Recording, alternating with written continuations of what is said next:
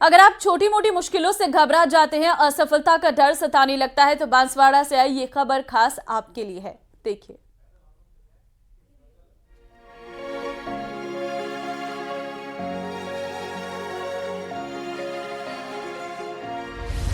हिम्मत से जीत रहा हर मुश्किल से जंग, रास्ते की कठिनाइयां रह जा रही दंग, कामयाबी की जिद सब्र से बन रहा काम, दुश्वारियों से लड़कर हासिल कर रहा मुकाम।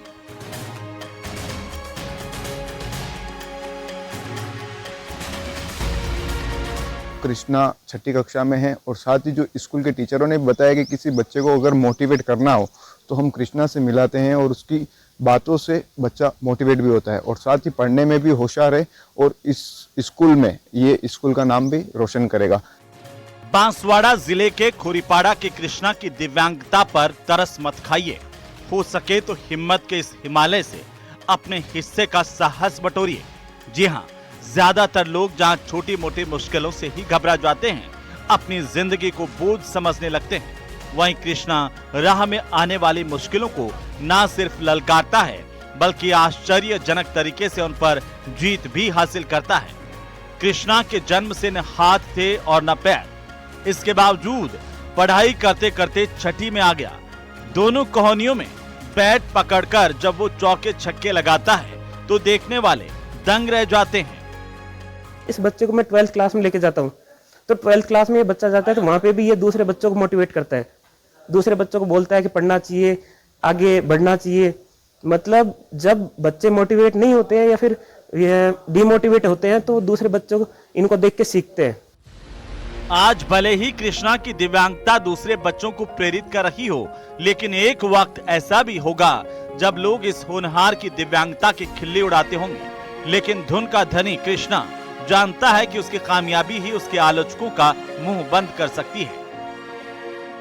उसको पढ़ाई भी अच्छी है, लड़का पढ़ लिख के होशियार भी है थोड़ा लिखने में, तो इसको सरकार के तरफ से हमारा कुछ न कुछ इसको आगे ले जाए, कोई न कोई फायदा मिल जाए तो बहुत बढ़िया है इसके लिए। आगे इसकी भविष्य, उसको खेल के प्रति ज़्यादा रुचि है तो उसका हम प्रयास करेंगे राजकीय लाभ अगर उपलब्ध हो सकता हो तो कहीं से अगर सराहना के उसकी प्रोत्साहन करने के लिए मिलता हो तो हम उपलब्ध करा देंगे, नहीं हो तो हम पंचायत समिति की ओर से भी हम हमारी ओर से व्यवस्था करके जैसे भी करनी पड़े करा के उसको खेल के क्रिकेट की जो भी मिनी किट आता है उसको हम उसका उपलब्ध करेंगे ताकि उसकी खेल के प्रति रुचि है उसको बढ़ावा मिल सके और उसकी भावना को किसी प्रकार की आहत नहीं हो, ये हम पूरा प्रयास करेंगे। यकीनन जितनी मुश्किलों से लड़कर कृष्णा कामयाबी हासिल कर रहा है वो दूसरों को प्रेरित करने वाला है, लेकिन कृष्णा की कामयाबी तो अभी सिर्फ आगाज है। तू शाही है, परवाज है काम तेरा, तेरे सामने आसमां और भी है। जो कृष्णा है 12 साल का, वो क्रिकेट खेलने में अच्छी रुचि रखता है, जिसको लेकर यहाँ के बीडीओ ने उसको क्रिकेट किट देने की भी बात कही है। बांसवाड़ा से आकाश सेठिया, न्यूज़ 18 राजस्थान। अजमेर के जेएलएन अस्पताल में वेतन नहीं मिलने से खफा अस्थायी सफाई कर्मचारियों की हड़ताल से हालत बदतर हो गई है। अस्पताल में हर तरफ कूड़े के ढेर लगे नजर आ रहे हैं। ये रिपोर्ट देखिए।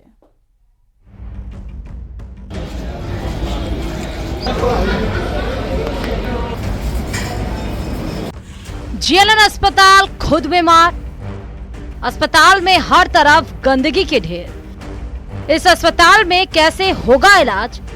अस्पताल को खुद इलाज की दरकार। अस्पताल में लोग इलाज कराने जाते हैं, लेकिन अजमेर संभाग का सबसे बड़ा जेएलएन अस्पताल खुद बीमार नजर आ रहा है।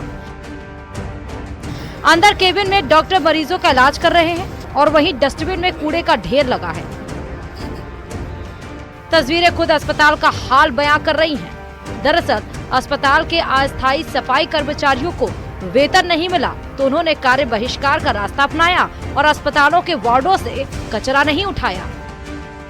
बिल्कुल ही सुनवाई नहीं होती। जब हम बैठते हैं यही हड़ताल होती है हमेशा पेमेंट को लेके। पीएफ नहीं आया, एसआई नहीं आया, एरियल नहीं आता है, टाइम पे टाइम कुछ भी नहीं होता है यहाँ पे जब तक हड़ताल नहीं करते यहाँ पे। और वो मांगे हमारा 1 महीने 8 दिन का भुगतान, 18 महीने का एक ठेकेदार जो प्रथम नेशनल इंदौर का ठेका है उसका भुगतान, प्लस आरएस एंटरप्राइजेज द्वारा जो 2 महीने और 7 महीने का जो एरियल है, 2 महीने की सैलरी 7 महीने का एरियल, वो अभी जो वर्तमान में ठेका चल रहा है उसका 17 महीने का एरियल जो भी भुगतान है वो दिलाया जाए, उसके बाद ही हम काम करेंगे। तो सफाई व्यवस्था नहीं होगी तो और समस्या बन सकती है। सफाई व्यवस्था जब ऐसी स्थिति हो रही है, हमें पेमेंट नहीं मिल रहा तो हम भी क्या करें। हमने हमेशा इनको ज्ञापन देते हैं, उस पर कोई कार्रवाई नहीं होती है, केवल एक धमकी भरे उस लिया जाए बात करते हैं जो हमें मंजूर नहीं है।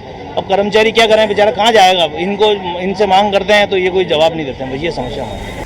ठेकेदार की लापरवाही के चलते सफाई कर्मियों की हड़ताल का खामियाजा पूरे अस्पताल को भुगतना पड़ रहा है। अस्पताल का नजारा देख अंदाजा लगाया जा सकता है यहाँ किस हालत में मरीजों का इलाज हो रहा है। अस्पताल में फैली गंदगी किसी भी स्वस्थ व्यक्ति को बीमार करने के लिए काफी है। वहीं इसके बावजूद अस्पताल की सुध लेने वाला कोई नहीं है।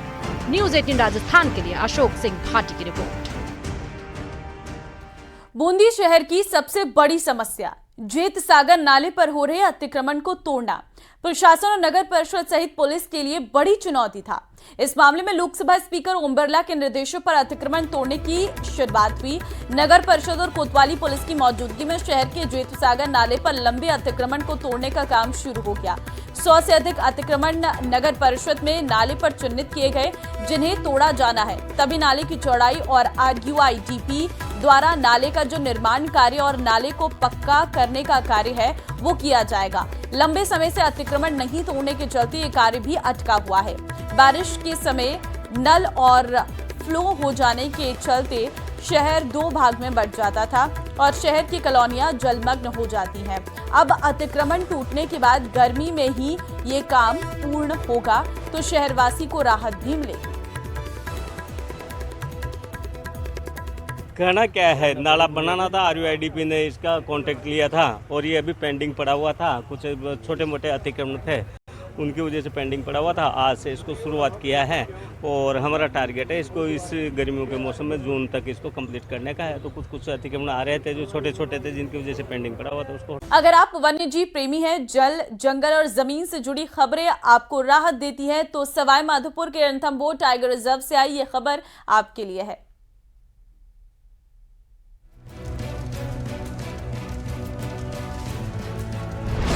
वन्य जीव प्रेमियों में दौड़ी खुशी की लहर।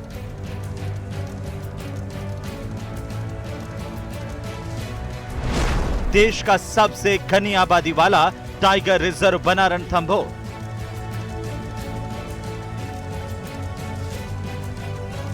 बाघों के अठखेलियों के लिए दुनिया भर में अपनी खास पहचान रखने वाला रणथंभौर टाइगर रिजर्व के नाम एक और कीर्तिमान जुड़ गया है। यह देश की सबसे घनी आबादी वाला टाइगर रिजर्व बन गया है। खास बात यह है कि रणथंभौर में 1/4 आबादी टाइगर शावकों की है। रणथंभौर के नाम एक और कीर्तिमान 1334 वर्ग किलोमीटर क्षेत्र में फैला है टाइगर रिजर्व। रिजर्व के 940 वर्ग किलोमीटर में ही विचरण करते हैं बाघ। रणथंभौर में फिलहाल 66 टाइगर विचरण कर रहे हैं, जिनमें 23 बाघ, 25 बाघिन और 18 शावक शामिल हैं। हमारा प्रयास है कि जो रामगढ़ विषधारी की तरफ जो अपना कॉलेजी का एरिया है उधर कॉरिडोर डेवलप करके उस एरिया में भी बेहतर प्रयास किए जाए उनके लिए हैबिटेट मैनेजमेंट में, ताकि इनके नंबर में और संख्या हो और वो रामगढ़ विषधारी तक भी उनका माइग्रेशन होता रहे। और इधर करौली वाली साइड में जो बनास का एरिया है, इस एरिया में भी सूटेबल हैबिटेट मैनेजमेंट करके, ताकि एक उनके लिए जो नेचुरल एक नया कॉरिडोर काम करे और आराम से इधर से उधर मूवमेंट उनका होता रहे। वन्य जीव विशेषज्ञ धर्मेंद्र खांडल कहते हैं कि रणथंभौर में बाघों के लिए प्रचुर मात्रा में भोजन और पानी उपलब्ध है। यही वजह है कि यहाँ पर सीमित क्षेत्रों में बाघों का घनत्व दूसरे टाइगर रिजर्व की अपेक्षा अधिक है। रणथंभौर में जो बाघों का घनत्व है वो काफ़ी अधिक है, यानी एक छोटे क्षेत्र में अधिक बाघ रहते हैं और बाघ जो है लगभग 10 से 12 स्क्वायर किलोमीटर में ही अपने क्षेत्र को, टेरिटरी को समेट करके चलता है। जबकि यही बाघ जो है वो कैला देवी की तरफ जाओ तो वहाँ पर लगभग 400 स्क्वायर किलोमीटर तक एक बाघ जो है अपना क्षेत्र बनाता है। तो इसका कारण है कि बाघों के लिए रणथंभौर में मुफीद खाना है, पर्याप्त भोजन है, पानी है और सुरक्षित वातावरण है। वन विभाग रणथंभौर के क्वारंजी वन क्षेत्र को टाइगर हैबिटेट के लिए विकसित कर रहा है। रणथंभौर से रामगढ़ विषधारी वन्य जीव अभ्यारण्य बूंदी तक टाइगर कॉरिडोर विकसित किया जा रहा है। वहीं रणथंभौर के दूसरे डिवीजन कैला देवी अभ्यारण्य को भी विकसित किया जा रहा है। जब ये इलाके विकसित होंगे तो रणथंभौर के बाघों को अधिक जगह मिल सकेगी। न्यूज 18 राजस्थान के लिए सवाई माधोपुर से गिरिराज शर्मा की रिपोर्ट। बीकानेर के दौरे पर रहेंगे मुख्यमंत्री भजनलाल शर्मा। राज्य स्तरीय किसान सम्मेलन में शिरकत करेंगे। मुख्यमंत्री सुबह 10 बजे पहुंचेंगे नाल एयरपोर्ट और बीजेपी नेता और कार्यकर्ता करेंगे सीएम का स्वागत। सुबह 10:30 बजे केशवानंद राजस्थान कृषि विश्वविद्यालय में कार्यक्रम है। दोपहर 12:30 बजे नाल एयरपोर्ट से जयपुर लौटेंगे मुख्यमंत्री। तो बड़ी खबर इस वक्त आपको, बीकानेर के दौरे पर मुख्यमंत्री भजनलाल शर्मा रहने वाले हैं। राज्य स्तरीय कार्यक्रम में हिस्सा लेंगे। किसान सम्मेलन है राज्य स्तरीय, जिसमें शिरकत करने के लिए सुबह 10 बजे पहुंचेंगे नाल एयरपोर्ट मुख्यमंत्री। तो आज मुख्यमंत्री का कार्यक्रम रहने वाला है। राज्य स्तरीय किसान सम्मेलन है जिसमें शिरकत करने के लिए सीएम बीकानेर आ रहे हैं। सुबह 10 बजे नाल एयरपोर्ट पहुंचेंगे और उसके बाद मुख्यमंत्री का दिल्ली और गुरुग्राम का भी आज दौरा रहने वाला है। पहले बीजेपी कार्यकर्ता और नेता सीएम का स्वागत करने के लिए तैयार रहेंगे। सुबह 10:30 बजे केशवानंद राजस्थान कृषि विश्वविद्यालय में ये कार्यक्रम रखा गया है। विक्रम संवाददाता फोन लाइन पे हमारे साथ है। विक्रम, आज बीकानेर का दौरा रहने वाला है सीएम का, क्या कार्यक्रम रहेगा?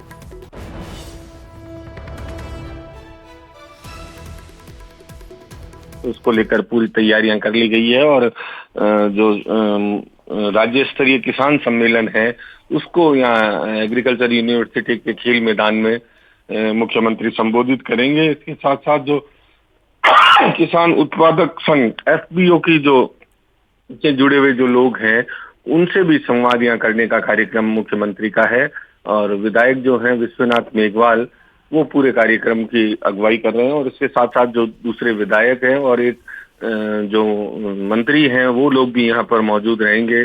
अभी उनका कोई कार्यक्रम तो नहीं आया, लेकिन ऐसा बताया जा रहा है कि जो खाद्य आपूर्ति मंत्री हैं बीकानेर से ही सुमित गोदारा, वो भी मुख्यमंत्री के साथ रहेंगे। और ये 3 दिवसीय जो मेला यहाँ चल रहा है उसमें आज जो है राज्य स्तरीय जो किसान सम्मेलन है उसका आयोजन किया जा रहा है। उसमें मुख्यमंत्री भाग लेने वाले हैं। पहले वो नाल एयरपोर्ट पहुंचेंगे 10 बजे के करीब, जहां राज्य स्तरीय किसान सम्मेलन, जरा इसके बारे में बताइए, क्या रहने वाला है इस कार्यक्रम में?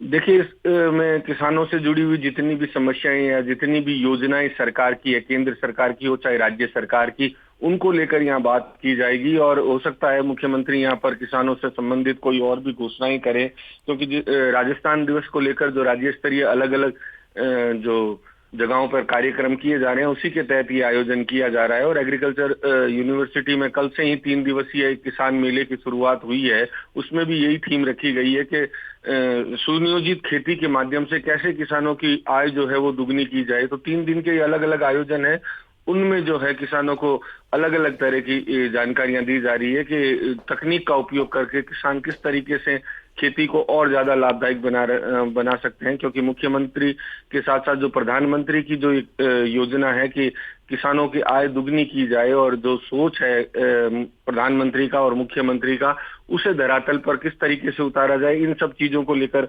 बात की जाएगी। और जो FPO है, FPO का भी उद्देश्य यही है कि किसानों का एक संगठन बनाकर गांव में ही लोगों को उसे जोड़ा जाए और किसानों का जो खेती का जो प्रोडक्ट है उसे किस तरीके से आगे एक्सपोर्ट किया जाए या उसे बाजार में किस तरह से लाया जाए, ये सब FPO के माध्यम से काम किया जाता है। तो ठीक है विक्रम, बहुत धन्यवाद आपका तमाम जानकारी देने के लिए। श्रीगंगानगर से बड़ी खबर, आज जिला मुख्यालय पर बीजेपी बिजली कटौती, सुबह 9 से 1 बजे तक बंद रहेगी बिजली। JCT मिल फीडर से बंद रहेगी बिजली की सप्लाई। रखरखाव मेंटेनेंस के चलते 4 घंटे बंद रहेगी बिजली। ग्रीनलैंड कॉलोनी, भरत नगर, बालाजी विहार सहित कई इलाके जो हैं प्रभावित रहने वाले हैं।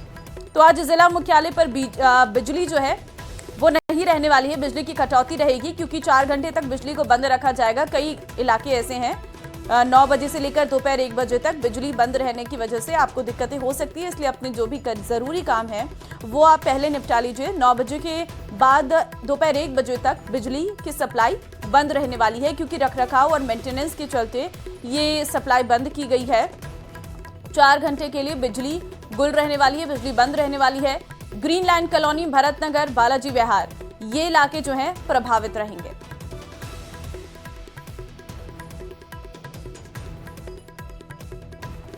तो श्रीगंगानगर से बड़ी खबर है, आज जिला मुख्यालय पर बिजली कटौती रहने वाली है। सुबह 9 से दोपहर 1 बजे तक बंद रहेगी बिजली। जेसीटी मिल फीडर से बंद रहेगी बिजली की सप्लाई। रखरखाव मेंटेनेंस के चलते 4 घंटे बंद रहेगी बिजली। ग्रीनलैंड कॉलोनी, भरत नगर, बालाजी विहार सहित कई इलाके प्रभावित रहेंगे।